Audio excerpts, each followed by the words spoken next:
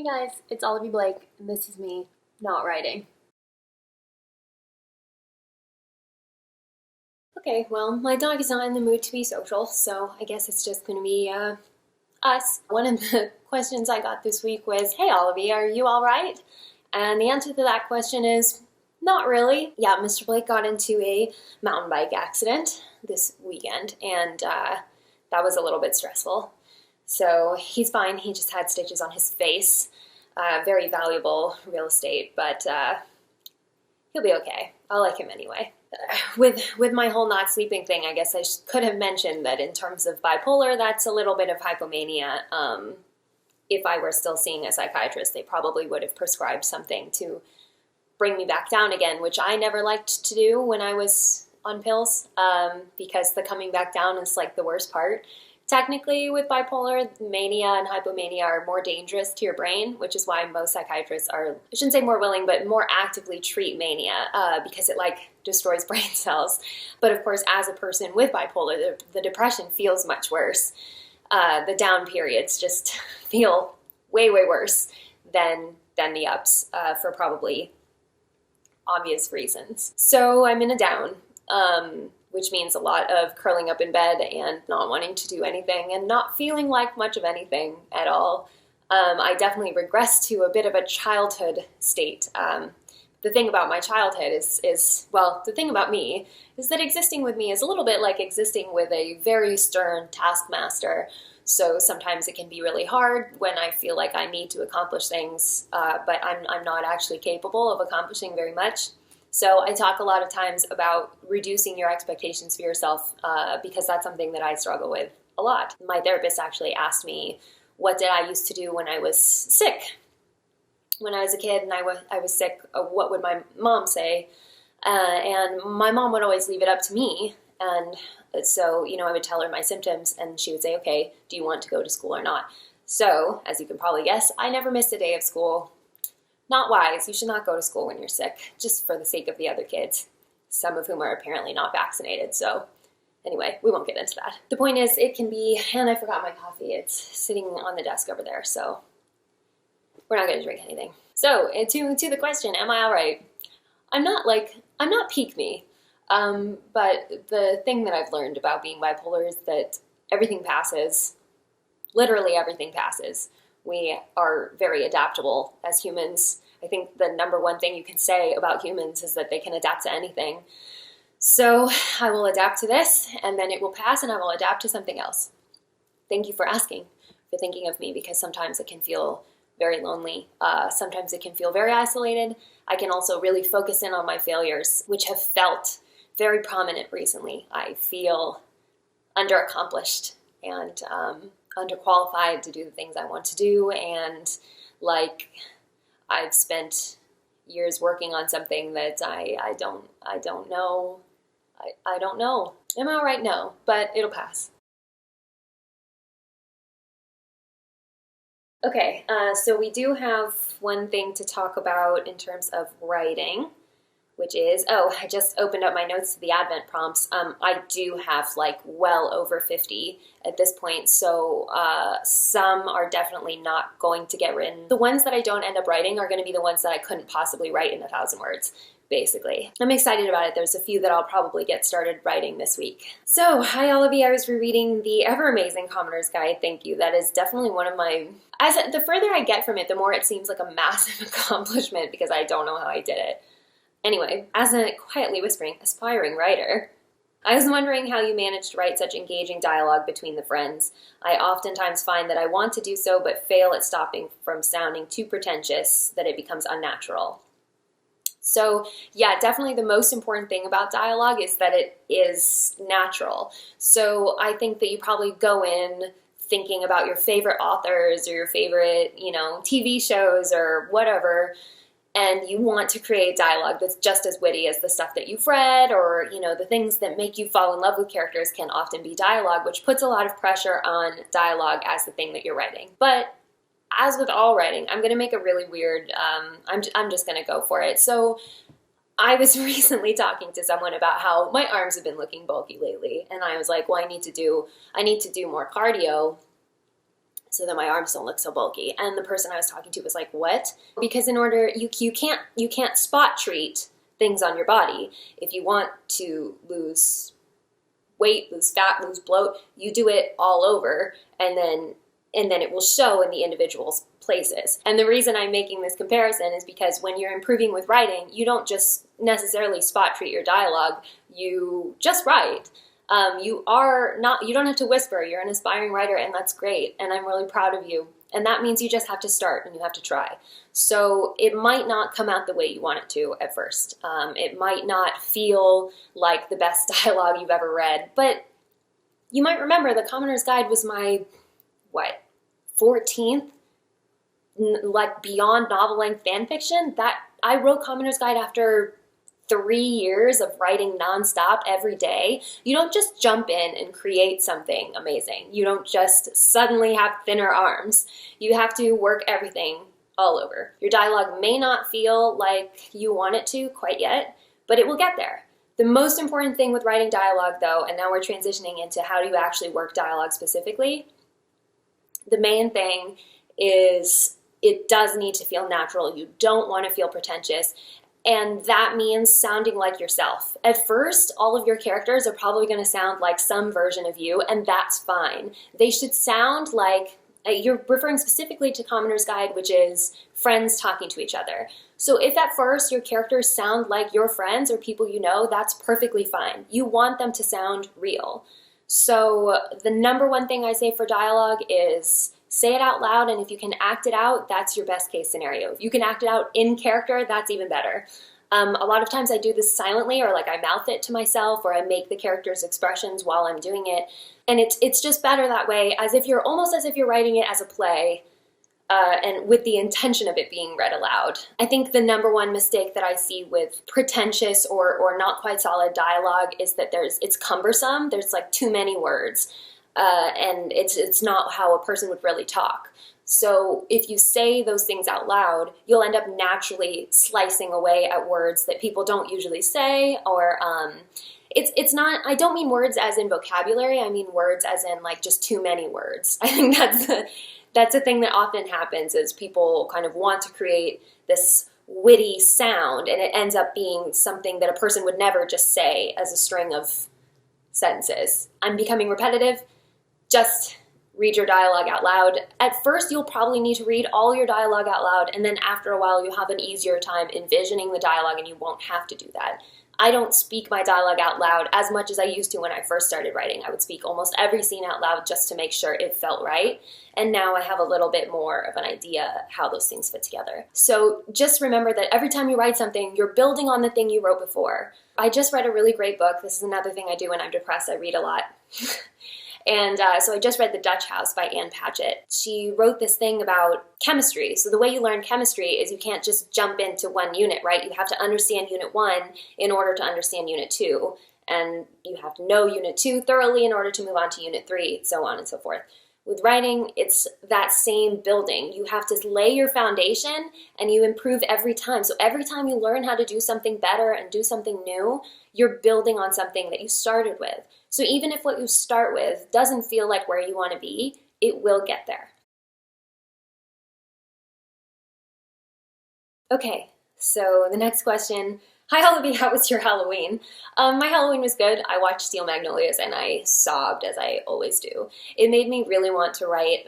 Actually, so the question is, in your next video, can you talk about the current books you're working on, if that's allowed? I talk about the books I'm working on quite a lot. They're also on my website. Keep track of everything that I'm like solidly working on. So yeah, I have been toying with an idea now for a while of like intergenerational women. So I kind of started with a story I wrote for Which Way magazine called Saints and Liars, which was one of my favorites. But it was these like farm town witches in the Midwest who can't really do big things, but like the mom, for example, she would make her son's cologne, or she made him specifically a bottle of cologne when he was going on a date, and she was like, and it's not magic, it's just to hear these smells that will appeal to her. There's another character who is like moderately psychic, but only in that she knows someone's at the door before they're there, or she knows the phone is going to ring before it does. that doesn't really help her in the long run, but she's just got these little tiny magics. The one that I was talking about earlier, she has 3 sons. The one son is very good at like mechanics. He's very good with engines and stuff, so he ends up working in physics. There's one that is very good at predicting the weather, so he is a farmer. And then there's one who seems to not full-on communicate, but has more of an intuitive communication with animals. He's a vet.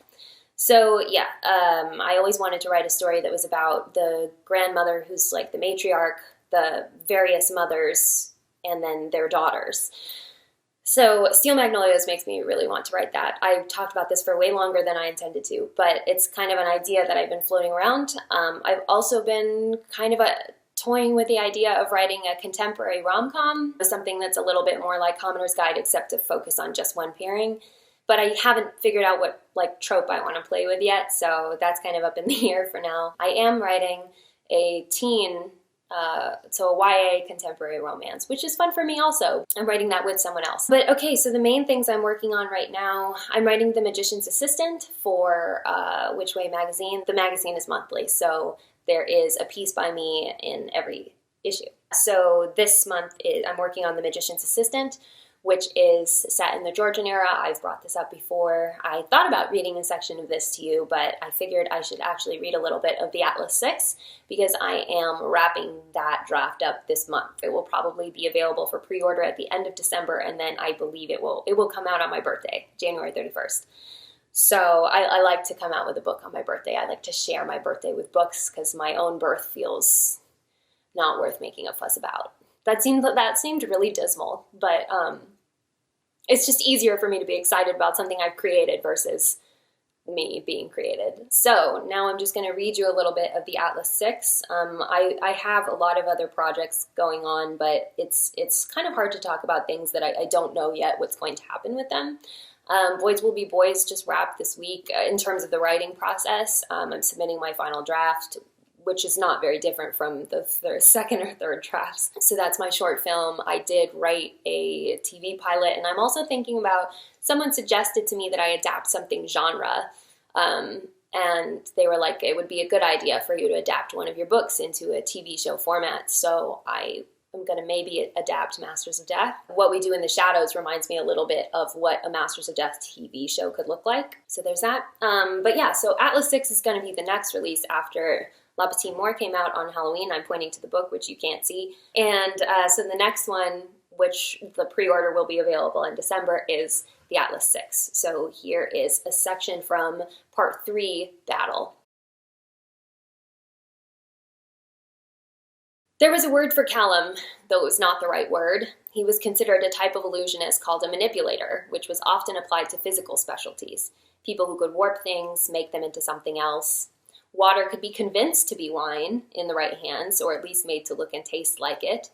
One of the particularities about the study and reality of magic was that it only mattered, in the end, how things looked or tasted. What they were meant to be, or what they were at the start, could be easily dismissed in favor of achieving the necessary result.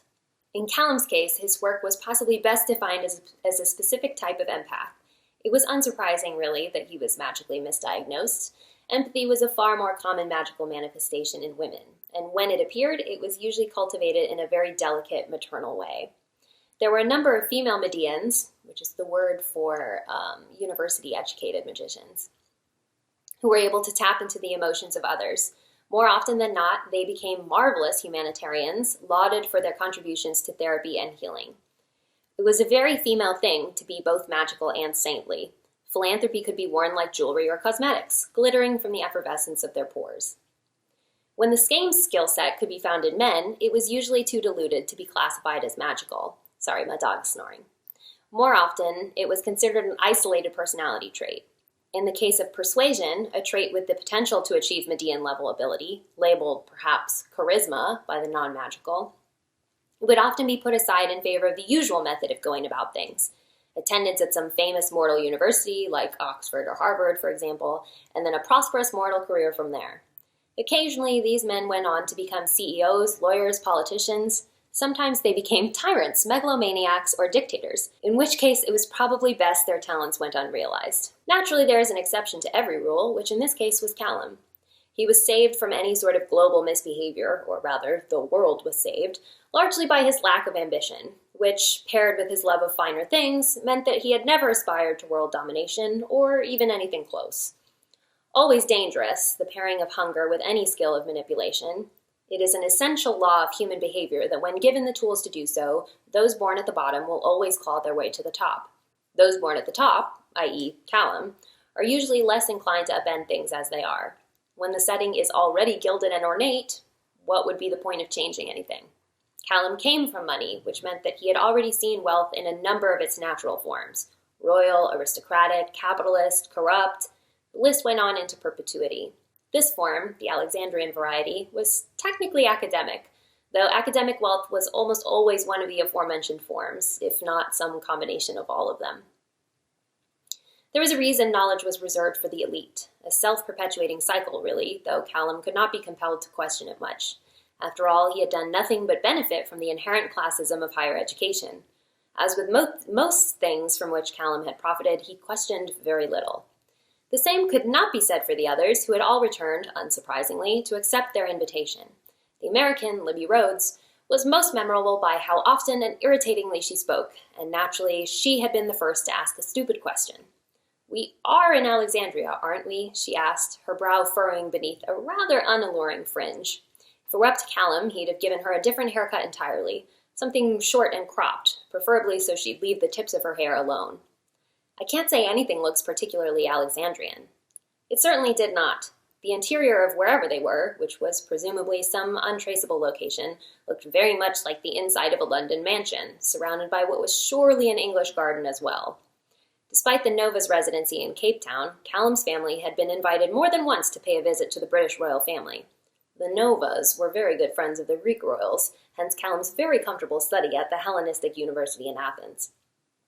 He considered the society's decor to be very similar. Portraits of aristocracy lined the walls, plus a variety of Victorian busts, and while the architecture itself was Greco-Roman influenced, it bore obvious markers of the Romantics, leaning more 18th century neo than genuinely classical. Overall, the idea they might have been anywhere other than England was extremely unlikely. "Well, I suppose there's no harm in saying we are actually in London," confirmed Dalton Ellery, the stiff-looking aide to Atlas Blakely, whose energy was immediately guessable: fear, or possibly intimidation. Callum assumed him to harbor a bit of intellectual inferiority, which was the only thing to possibly explain his ongoing devotion to academics. If the perks of society membership were wealth and prestige, why stay here and not take advantage? But, seeing as Callum didn't care, he didn't wonder about it for long. Instead, he watched Tristan and Parisa, the only two interesting people except maybe the very bored-looking naturalist, who exchanged a rather secretive glance between themselves, while Libby, the fringed girl, whose anxieties were so prickly and unceasing they nearly set Callum's teeth on edge, frowned with confusion. But if this is actually the Library of Alexandria, then how— "The society has changed its physical location several times throughout history," Dalton explained. It was originally in Alexandria, of course, but was moved soon after to Rome, and then to Prague until the Napoleonic Wars, until arriving here around the Age of Exploration, alongside the rest of imperialism's benefits. "That," muttered Nico, the Cuban young man who, thankfully, was not quite tall enough to be a threat to Callum's vainer impulses, "is the most British thing I've ever heard." "Yes, it's very much akin to the British Museum," confirmed Dalton dismissively, in that every relic from every culture is rather forcibly housed under one monarchical roof. "In any case," he continued, as if that had not been a highly brow-raising statement in itself, "there have been countless attempts to house it elsewhere, as one might expect. The Americans had a very strong argument for moving it to New York until 1941, though, of course, we all know what happened then. Anyway, as I was saying, you'll all be housed here," he said, turning the corner to a gallery corridor lined with doors. "Your names are indicated on the placards beside the door, and your things have been deposited there for you. Once our tour is complete, you will all meet with Atlas and then proceed to dinner. The gong is every evening at 7:30, he added. Your attendance each evening is expected." "What exactly does a normal day look like?" Libby asked, continuing her tirade of questions. "Will there be classes, or—" "In a sense," said Dalton, "though I expect Atlas will advise you further." "Do you not know?" asked Reina, the Japanese girl, whose voice was much deeper than Callum expected it to be. She hadn't spoken yet, nor given much indication of listening, though she'd been staring intently at the contents of every room they passed. "Well, each class is slightly different," Dalton said. "There are different specialties, making each class a different composite of skills, and thus the research you're assigned varies from year to year." I don't suppose you're going to tell us what our specialties are, prompted Parisa. She, Callum noted, was radiating a certain persuasion herself, though it seemed to be directed at Dalton. Typical. Faux intellectualism would always be appealing to any girl who'd spent too much time in France. It was as Parisian as Bob's, sartorial minimalism, and cheese. That, Dalton said, is up to you, though I doubt it will be long before you discover them. Living in the same house, taking all our meals together? I can only assume we'll be sick to death with knowledge about ourselves in no time, remarked Tristan at a drawl, which prompted Parisa to a smothered laugh that Callum considered supremely false. I'm sure you will, replied Dalton, unfazed. Now, if you'll come this way, please. Dalton led them through a maze of stately neoclassicism before arriving in a particularly sun-soaked room of grandeur, the walls of which were lined with books. Raina, the naturalist, seemed to have finally woken up a bit, eyes widening. This is the painted room, Dalton said. It is where you will meet Atlas each morning following breakfast in the morning room. This isn't the library? Asked Raina, frowning. Nearby, a fern seemed to shiver with anticipation. No, said Dalton. The library is for letter writing, and, should you wish it, cream tea. Nico, who was standing beside Libby, silently made a face of revulsion. Yes, Dalton agreed, plucking at a thread on his cuff. Quite. Aren't there other people who live here? Asked Libby, peering around through narrowed eyes. I thought this was a society. It is, but all visits have been suspended for the week while you settle in. Typically, Alexandrians will come and go by appointment, Dalton explained. Occasionally, there will be smaller groups taking meetings in this very room, in which case you'll be asked not to disturb them, and vice versa. Is it really such a simple matter of coming and going? Libby again. Certainly not, said Dalton, though that too will be a matter of your discretion. What Dalton means, came Atlas's buttery baritone, is that there are a certain number of security measures in place. At his appearance, Callum and Tristan both turned to face the entrance, the six of them falling reflectively into a line. However, part of your job as the new class of initiates is to develop a protocol that suits you as a collective. And before you ask what that means, he assured Libby with a smile, I'm happy to explain. As with all the most crucial secrets, there are quite a number of people who know of the Society's existence. Several organizations have targeted it over the years for robbery, infiltration, or, in some cases, destruction. Thus, we rely not only on the charms in place, which could conceivably be, in a sense, hacked, but also on the Society's resident class of initiates to maintain their own security detail. Wait, said Libby, who was still caught on the prospects of secrets being widely known. So that means the first thing to discuss will be your proficiency at magical defense, Atlas confirmed as a series of chairs materialized behind them. Sit, please, he beckoned, and warily all six of them took seats, Raina perhaps most warily of all. I won't be long, he added. Your responsibility this afternoon will be determining your plan as a group. I am mostly here to provide guidance before I leave you to it. Has anyone ever stolen anything successfully? Asked Tristan, who seemed to be the most cynical, or at least the first to voice his cynicism. Or actually broken in to any degree of success? Nico asked. Yes, said Atlas, in which case I hope your magical offense is equally as refined as your defense, as you will be asked to retrieve anything that is removed without permission. Asked? Echoed Raina in a murmur, and Atlas turned to her with a smile. Asked, he confirmed, politely, and from there dealt with as appropriate. That was about as well-mannered a threat as Callum might have expected. This was all exceedingly British, from the dome of the so-called painted room to the idea that they would be summoned to dinner by a gong. Libby, of course, raised her hand tentatively in the air. How often exactly are we expected to defend the Society's collection? Well, that depends on the strength of your system. Briefly, a red glow manifested in the corner of the room and then disappeared. That, for example, said Atlas, was a thwarted attempt to enter the Society's perimeter, though it's also possible someone simply forgot their keys. He was smiling, so this was apparently a joke. Callum had the sense Atlas Blakely wanted very badly for them to like him, or at the very least, he was the sort of person who always had an expectation of being liked. As to the subject of the collection, as you called it, Miss Rhodes, Atlas said with a nod in Libby's direction, meaning the contents of the library, that is a more complex matter. You will all gain access to the Society's records in stages. As you earn the Society's trust, you will be permitted further steps. Each door unlocked will lead to another door, which, once you unlock, will lead to another. Metaphorically, of course. Nico this time, and these doors? We'll start with physicalities. Space, said Atlas, the fundamental laws of physics and how to bypass them. At that, Libby and Nico exchanged a glance. It was the first time, Callum noted, that Libby did not have one of her spectacularly awkward behaviors on display. Once you've proven you can be trusted with the most readily available of our findings, you will move on to the next subject.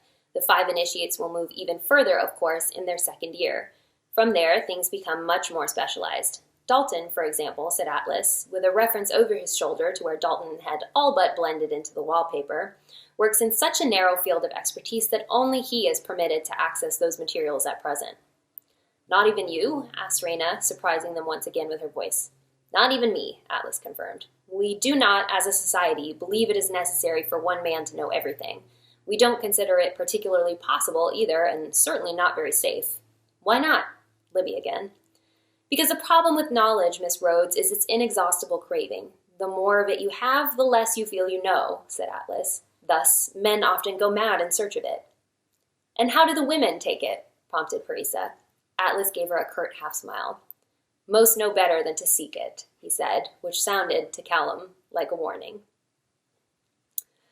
So anyway, that scene kind of gives a lot of background on, well, Callum's opinions on the characters, which this book is full of unreliable narrators. Every narrator is extremely unreliable, and they also have their allies and their enemies, so there's that. The premise is these 6 potential initiates are chosen to gain access to this very secretive society. I think I have described it as a little bit The Magicians, a little bit Kingsman, The Secret History. It's turning out a little bit like that. So yeah. So anyway, that's the next release, and then I will probably have started another book by then also. What else? Oh yes, okay, so How Lady Vengeance Takes Her Tea is going to finish this week. It's going to wrap up on Tuesday. I do not have any plans to start anything new. I will be doing the Advent stories, of course. I will be also finishing the next 3 diaries of modern romance, so that's what's next for me. I am reading The Left Hand of Darkness, which is our spell read for the month. And it's very interesting. It's definitely not the sort of thing I would normally pick up. I'm actually very intrigued by the little interludes of like mythology from this like alien nation, planet, kingdom. Those are my favorite parts so far. Kind of puzzling out how this world works and how it's different is really interesting.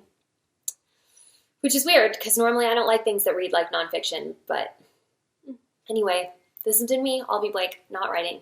And I'll see you next week.